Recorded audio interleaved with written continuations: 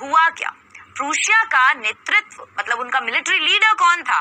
Bismarck. नाम जरूर याद रखना, ठीक है। पर्शियाई सेनाओं ने बिस्मार्क के अधीन वर्ष 1870 में फ्रांस पर आक्रमण कर दिया। सभी जर्मनी वासियों ने पर्शियाई का साथ दिया और फ्रांस की पराजय हो गई। उस समय फ्रांस की क्या हो गई? हार हो गई। एल्सेस लॉरेन नामक मास के 2 भाग पर्शियाई के अधिकार में आ गए।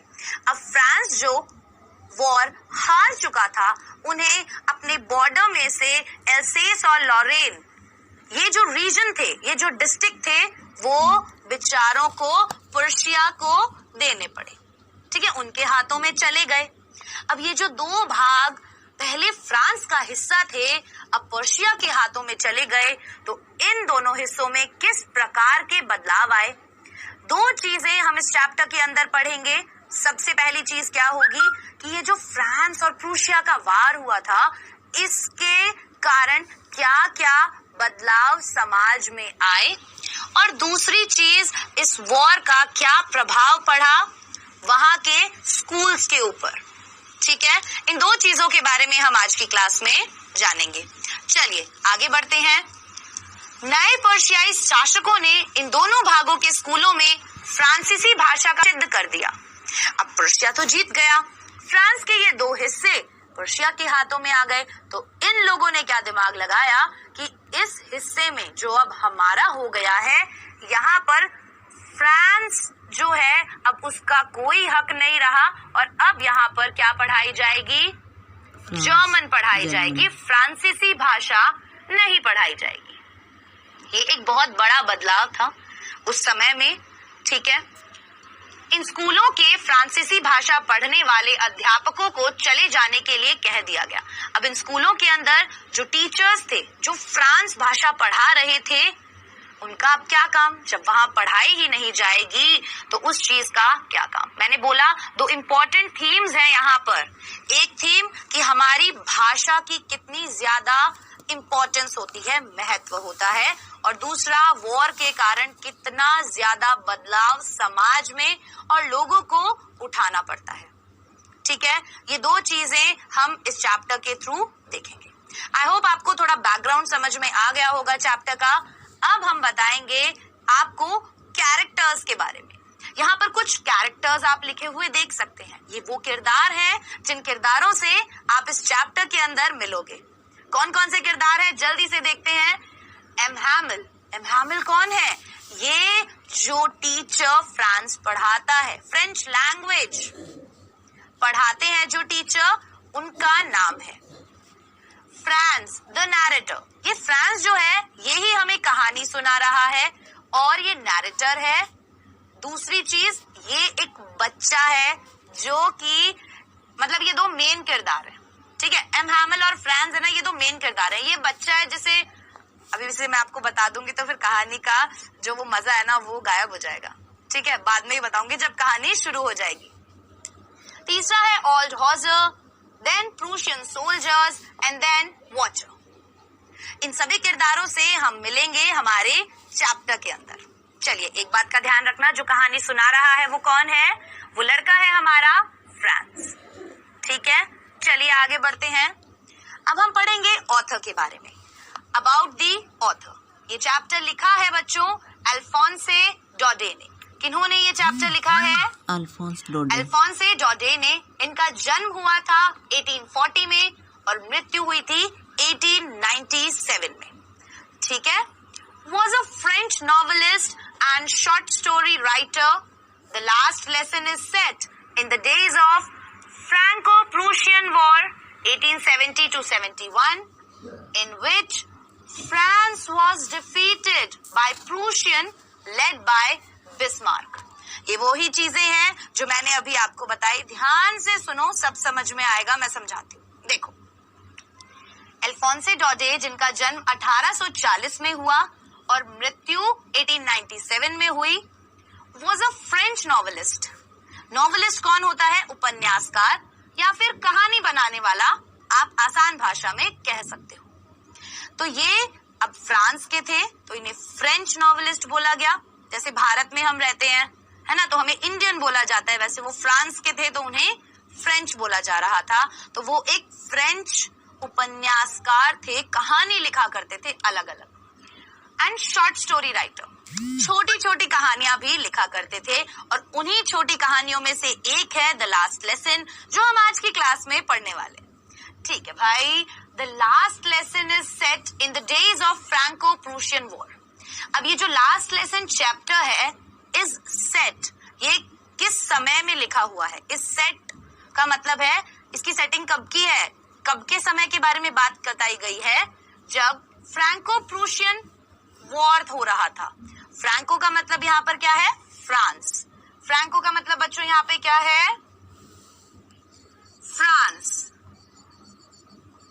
और प्रूशियन का मतलब प्रूशिया। ठीक है, इन दोनों के बीच में जब लड़ाई हुई, जब झगड़ा हुआ, लड़ाई झगड़ा मतलब कि युद्ध हुआ, जो की बात है 1870 से 71 की, इन विच फ्रांस वॉज डिफीटेड। अब ये जो युद्ध हुआ दोनों के बीच में, इसमें हार किसकी हुई, फ्रांस की हुई, by Prussia led by Bismarck. किसके द्वारा हराए गए, प्रूशिया के द्वारा हराए गए। और इनकी जो मिलिट्री थी उनका नेतृत्व कौन कर रहा था, बिस्मार्क। ये नाम है उनके मिलिट्री लीडर का, लिख लीजिए यहाँ पर, मिलिट्री लीडर का नाम है।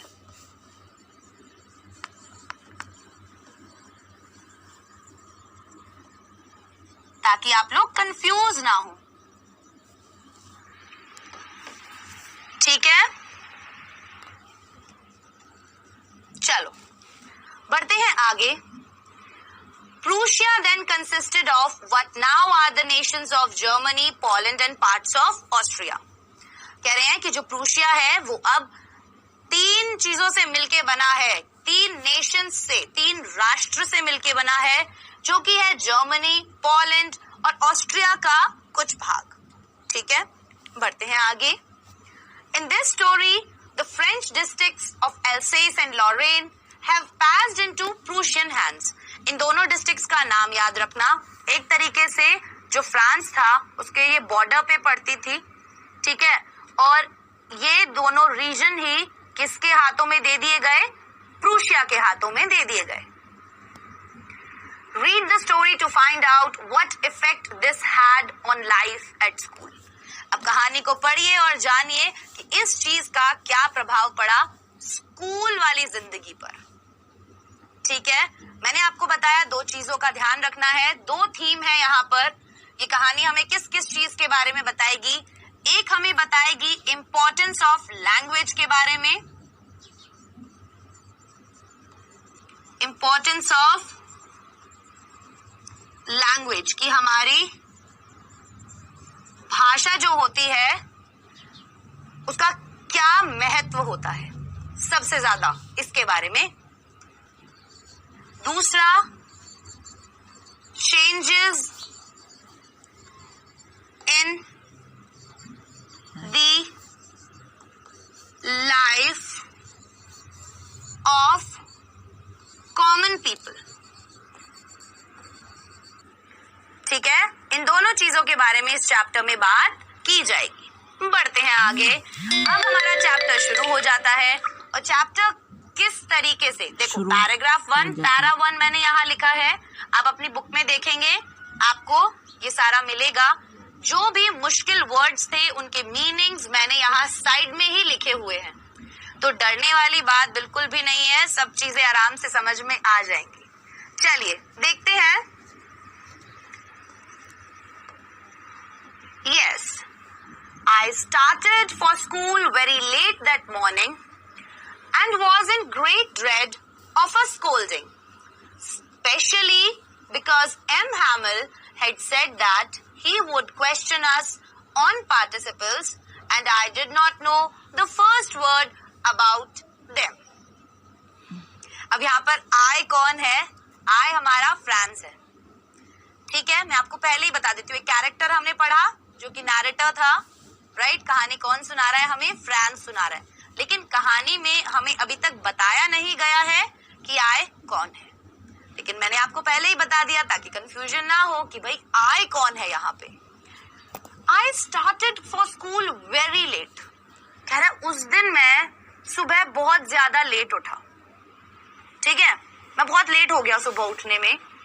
दैट मॉर्निंग, उस सुबह, and was in great dread, और मैं था बहुत ज्यादा डरा हुआ। किस कारण? ऑफ अ स्कोल्डिंग, कि मुझे डांट पड़ेगी। क्यों पड़ेगी? स्पेशली, खास तौर पर, because M Hamel had said that he would question us on participles. क्योंकि एम हैमल ने कहा था कि वो हमें सवाल पूछेंगे रूल्स ऑफ पार्टिसिपल्स पर।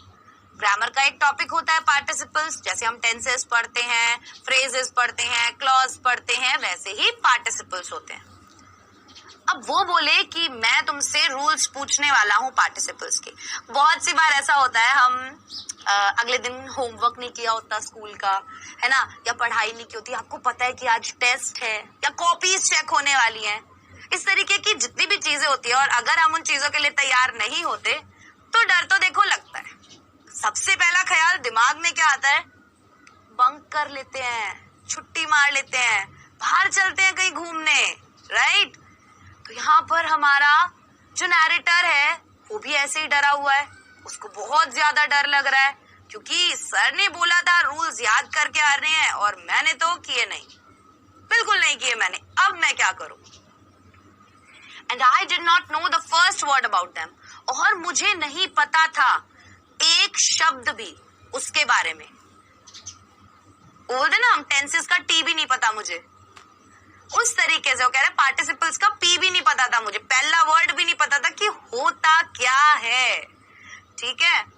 For a moment I thought of running away and spending the day out of doors. कह रहा है फॉर अ मोमेंट, एक क्षण के लिए, आई थॉट, मैंने सोचा, ऑफ रनिंग अवे, कि मैं यार दूर भाग जाता हूं, ठीक है, नहीं जाता आज स्कूल, आज मैं दूर चला जाता हूं। एंड स्पेंडिंग, और गुजारता हूं, स्पेंडिंग गुजारता हूं, the day out of doors. The day out of doors मतलब घर के बाहर, ना स्कूल जाऊंगा ना घर पे रहूंगा, मैं खुले में आज कहीं जाता हूं और अपना दिन बिताता हूं।